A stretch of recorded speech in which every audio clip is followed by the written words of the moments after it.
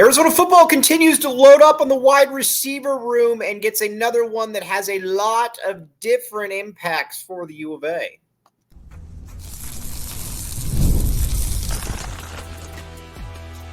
You are Locked On Wildcats, your daily podcast on the Arizona Wildcats.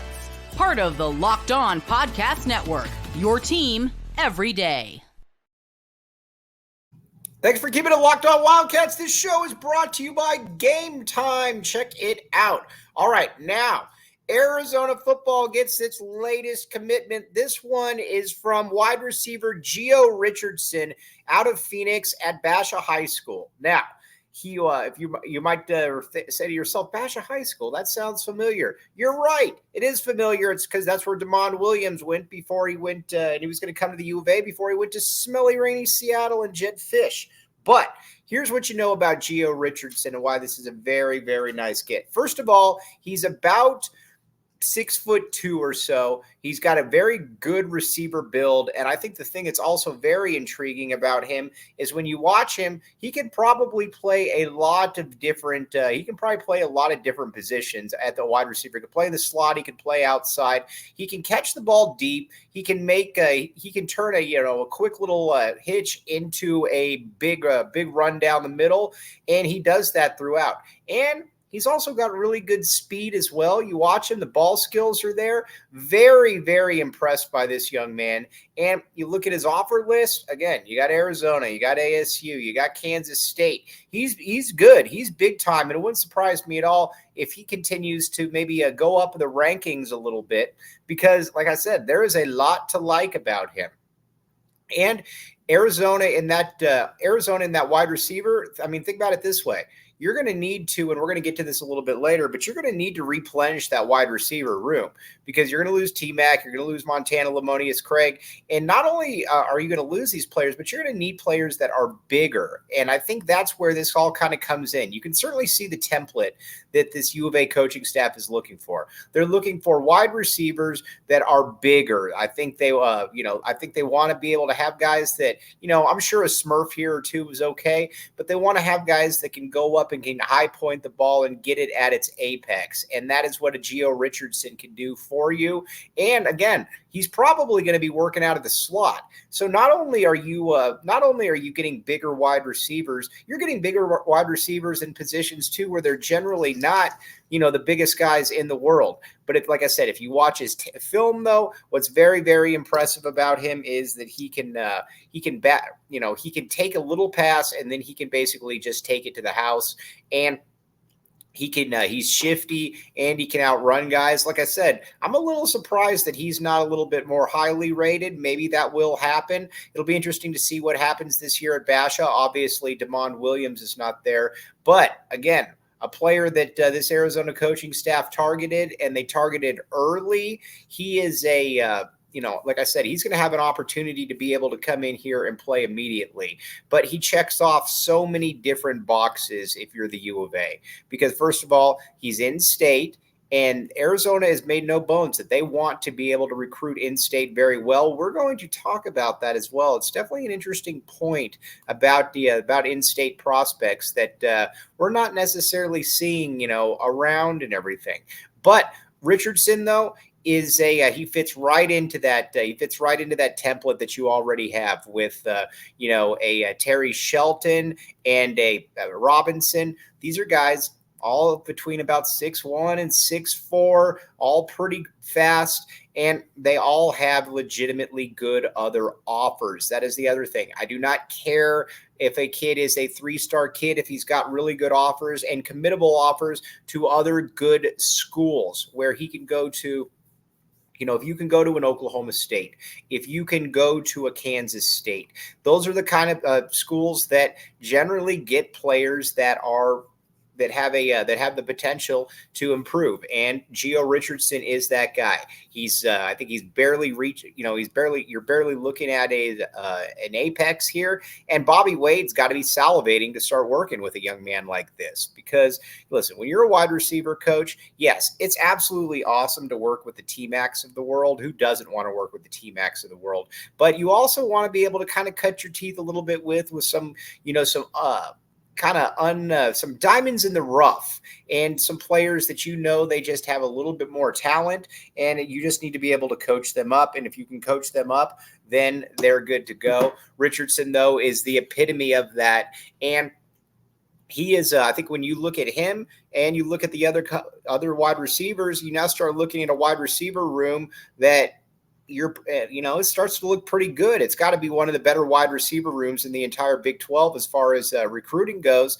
And I think it probably is the best wide receiver room. Now, the other thing that's been fascinating as well is that I don't think Arizona's done. I think they're going to add another receiver or two, and then they'll probably call it a day. But you could be looking at 4 or 5 wide receivers in this class. And again, that is very much of a kudos to Brent Brennan and staff. He knows what he can look at the roster. He can see what he needs to be. He can see where the strengths of the team are and what he needs to be able to do from here. And then you can go and you can make a lot of headway. And I think that's what Brent Brennan is doing. And with his recruiting staff, also, you've definitely got a template now. It's going to be Arizona, it's going to be Texas, and it's going to be California. Those are the three states where you're really going to see a lot of focus on.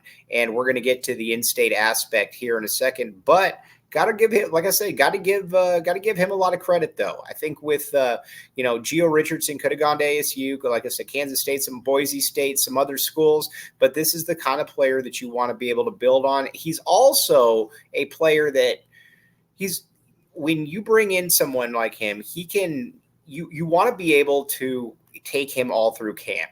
You want to be able to get him in early, and if he's a December enrollee, then you got about 4 or 5 extra months to work with him. He can go through spring ball, get him a little bit stronger, get him with the weights, and then you feel that maybe he can contribute immediately. And you never really know with these kind of wide receivers. Some guys are able to contribute immediately. I mean, look at Bobby Wade.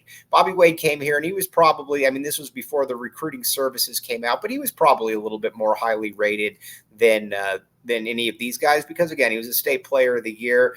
He was a running back, though. But he came in here, and he was able to get on the field, and he was able to get on the field pretty much immediately. Mike Thomas obviously was always a wide receiver, but he was able to come here, and he was able to get on the field immediately, make an impact. So it does happen. Dennis Northcutt was a DB his freshman year, but you get the point. He can you come in and some guys are ready to go. And it wouldn't surprise me at all if Richardson is one of those players because he certainly fits the template of the player that is, that can come in and you're like, all right, go ahead, man. You're ready to rock and roll. And I think that's what you're going to be looking at from a player like Gio Richardson. Again, a very, very nice pickup for the University of Arizona. And there is a lot more that we're going to discuss about this pickup and what exactly this means for the University of Arizona. Because again, this is also somewhat of a statement as well, and I think that's something that's going to be very exciting to talk about here. But first, game time. Now, let's say that you want to go to the university, you want to go to a U of A game, but you don't know where to get tickets. And you're like, oh, all right, you'd like to travel and go to a Big 12 game. But again, you don't know where to get tickets. Game time. Download the Gametime app today. Use code LOCKEDONCollege for $20 off your first purchase. Gametime has everything you need. The great thing about Gametime, too, is that it is easy. And it's not just, like we said, it's not just for sporting events. It's for all kinds of events. Download the Gametime app today. Again, use code LOCKEDONCollege for $20 off your first purchase. Terms apply. Again, this is like I said, this is where it's at. You can go to rock concerts. You can go to all kinds of different stuff. So again, check it out. Download the Gametime app today. Thanks for keeping it locked on Wildcats and making this your first listen of the day. I am your host, Mike Luke. All right, now let's talk about the the in-state factor here. Now, when Kenny Dillingham came in, I think, he brought in a bunch of really good, brought in a bunch of really, really good recruiters from in-state. And I think that's where I think a lot of people were like, okay, well, maybe you're going to start seeing him recruit in-state really well. And at first, it did appear to be that case, but it's kind of fallen off here a little bit. You lost the Ryland Willard Griffin kid or whatever his name was, 3 different names. He was a really nice commit for ASU. Then you lost Dejon Hinton. Now, you could say what you want about, well, Dejon Hinton, he's a legacy or whatever the case may be. Yeah, so who cares? ASU really wanted him. Hinton also is probably going to be a cornerback that is going to compete immediately for playing time when he gets here. Another one that I think is probably a little bit underrated and had legitimately committable offers to Oregon, Washington, Arizona, Tennessee. He's a really good football player, can do a lot of different things on the football field.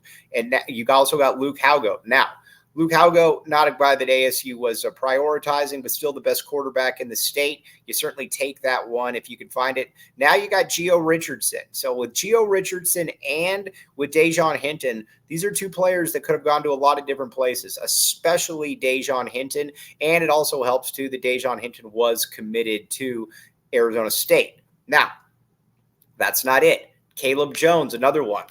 Now he's a little bit more of he's certainly a little bit more of a project, but on the interior line, but also had an ASU offer, about 6'1", 280, going to have to come in here in redshirt. But again, another one that's got talent to be able to possibly work with. Now, are all these guys going to pan out? No. But if you can get somebody from Phoenix that has a committable ASU offer and they want him, that's a good thing. Gio Richardson is that dude. Dejon Hinton is that guy. And it also just kind of sets a pattern up then for success going forward, where if it's word starts getting around, in Phoenix that, hey, going to Arizona was pretty cool. I had a lot of different options, but certainly glad that I went to U of A. That can really start to help with recruiting. It also helps, too, that Bobby Wade is there because, again, Bobby Wade, a Phoenician and State Player of the Year, I believe, at Desert Vista, and was a record-setting player at the University of Arizona, played in the NFL for 6-7 years. He is he's going to want to mold these kids, and he's going to have an eye on that Phoenix area. And these are some of the players that he looked at, and he said, I want to be able to get in. So who's next? That's going to be an interesting one to see because there are still a couple players out there that I think Arizona would love to get. But what it really does, I think it really sets the table for the coming years then, where, you start looking at 2026, another loaded class in Phoenix, and you're like, all right, now if we can get in there and get a little bit of more of a foothold, maybe you start getting a 4-star kid here and there. But that's the key. You've got to get players. They got to have good experiences at the U of A, and you got to continue to just get them. And if that happens, then I think you're going to be in really good shape if you're the University of Arizona. But make no mistake, it is a big deal what's going on in state right now because they're out recruiting Dilly in state, and that's with Dilly having a head start. Arizona, Brent Brennan did not have a head start with this. Brent Brennan wasn't even the coach here 5 months ago. So you had to make these relationships quick, and I think Dejon Hinton's a perfect example. Dejon Hinton has been on the radar for a long time, and was committed to ASU, and then the more that he got to know the staff, the more that he felt comfortable committing to the U of A. And, when it comes to recruiting, so much of this is about us feeling comfortable, about feeling like this is a staff that you want to be around. And I think Arizona's got a staff where it feels like players want to be around them. And so far, so good. We'll continue to keep you abreast of everything going on in state, but like I said, so far, so good. Now, the wide receivers, back to that for a second. They clearly are going to target bigger dudes, and that is a good thing. Look at Arizona's wide receivers now, and I got to give Jed Fish a lot of credit. The wide receivers that he got outside of a Jacob Cowing, who, Jacob Cowing was so good that you don't care if he's 4'10" or if he's, 6'5", you take him. But you look at a T-Mac, 6'4", 6'5". Malachi Riley, kind of in that 6'2" realm. The Montana Lamonius Craig, who I guess we're going to find out this year, what he's all about. Still in that 6'3", 6'4" realm. I can keep going, but again, you get it. There's a lot. AJ Jones, kind of the same thing. The guys that they recruit are bigger dudes outside. And, Kevin Green, who I like Kevin Green. I think Kevin Green can play, but he couldn't see the field of the U of A under Jed Fish. So that is what it is. But getting bigger receivers is always a nice thing. Arizona's got a troika of them, and it wouldn't surprise me at all if they add another one or two. And keep in mind too, in the transfer portal, that this is in the transfer portal, this is something that is always going to be going on. You're always going to recruit the portal, and you're going to recruit the players that high school kids as well. It's kind of a double-edged sword, but overall it's a good thing. But Arizona, I think, will always be fine at wide receiver. I think you can generally tell early on in a recruiting class where and how wide receivers are going to be, and Arizona's in a good spot. And you've also got Noah Fafita, who theoretically could be here 2 more years after this year. And then after that, you got Robert McDaniel, who has really shown up and is probably going to turn into being a 4-star kid as well. Those are nice players that you can look at. And then you also, if you want to count in the tight end as a wide receiver, which I think is more than fair in certain circumstances, you're looking at Kellen Ford, kid out of California that's also going to be a fringe 4-star player. So that is a very nice unit to be able to work backwards from. And I think if you're Arizona, you got to feel really, really good about it. Now, I think the question comes in now, are the skill positions getting close to being set? And I would say that they probably are, because listen, you've got Robert McDaniel and you've got Luke Haugo. Those are your two quarterbacks in the 2025 class. So you're set there. You look at running back, obviously it's an interesting one because you're going to have Kedrick Rusano, you're going to have Pham, and you're going to have You obviously got a Wesley Yarbrough, et cetera, et cetera. So you're in a pretty nice spot there as well. And at receiver, you've added 3, and I think you're probably going to add another one. But that could also mean that you could still have Malachi Riley back. I think that there's a chance that you could have Montana Lamonius Craig back if he wants to come back, because he's definitely got that year still. And who knows how that maintains. But you've got a lot of players. Then at tight end, Kellen Ford, that's the dude that you want. Kellen Ford is, out of Danville, California, is somebody that, when you look at how Brent Brennan has coached, he's always utilized the tight end. He's always had a plethora of tight ends that could play, and this is definitely one of those dudes. I think he's going to be able to get upfield, and I think he's going to block, and there's just going to be a lot of options here. So all the people that were really worried about Arizona and their recruiting, like we said, just kind of hold your horses a little bit, because this staff, I think, has certainly proven that they know what they're doing and that they can get the players that they need. Again, all I need here, we've talked about it before, all I need is top 40 classes, because at that point, then it's on the coaching staff to be able to make it work. If you get top 40 classes, then it's about developing those players. I mean, you look at a Kyle Whittingham, you look at a Mike Gundy, you look at dudes like that, they've all been able to get players that have the potential, and then it's just on them to be able to coach them up. And I think right now this is a staff that has done a very, very nice job, considering the circumstances, considering everything that was up against. And like I said, we're going to keep talking about it. The next thing I think is being able to hit on the get even more offensive and defensive linemen. But so far so good. DBs check, wide receivers check, quarterbacks check, tight ends check, and running backs. Then I think get in the line, and then it's really kind of game on from there, and it becomes even more interesting. Now, let's talk about some of the current rooms here in just a second. Thanks for keeping it locked on Wildcats and making this your first listen of the day. I am your host, Mike Luke. All right, now, looking at that wide receiver room, I know I put 2025, but I meant 2024. T-Mac's going to be at Media Day here in a couple days, and it's going to be interesting to see how he is. Now, everybody knows he had a minor foot operation, was in a boot for a couple months. The main thing with that is taking your time to make sure that you are healthy, taking your time to make sure that you are good and ready to go. We saw with Jamari Joyner that if you're always dealing with a foot injury, that can become a chronic thing. And then after a while, you're like, you lose your speed, you lose your quick twitch, and you're just really not the same wide receiver anymore. That's something that you obviously can't have happen with T-Mac, because T-Mac is a first round NFL top 10 type player. So you got to take take it slowly with him.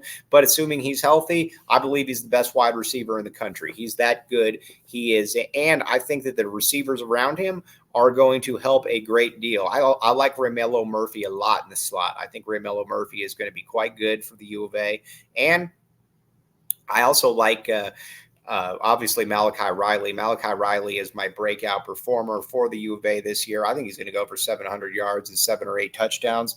I think he's the type of player that the more time that he gets, the more on the field, you're just like, all right, he just kind of makes plays. And I think that's where it's going to be very, very fascinating for the U of A to see exactly where everybody is. But like I said, I'm excited to see how this all plays out because I believe that this is going to be one of the better wide receiver units in the entire country. And like I said, everybody knows about T-Mac, but I think there's a lot more to this unit than just T-Mac. And we will certainly continue to talk about that as well. But Romello Murphy, another one. Keep an eye on that young man. When you're at Old Dominion, I know that you put up 500 yards and 4 or 5 touchdowns. I get it, but it also just feels like it was a little bit better than that as well. And I think like we talked about with Noah Fafita, if you get open, Noah Fafita is going to get you the football. That is one thing that you can rest assured on, and that's why I got confidence in all these guys because I think they can get open.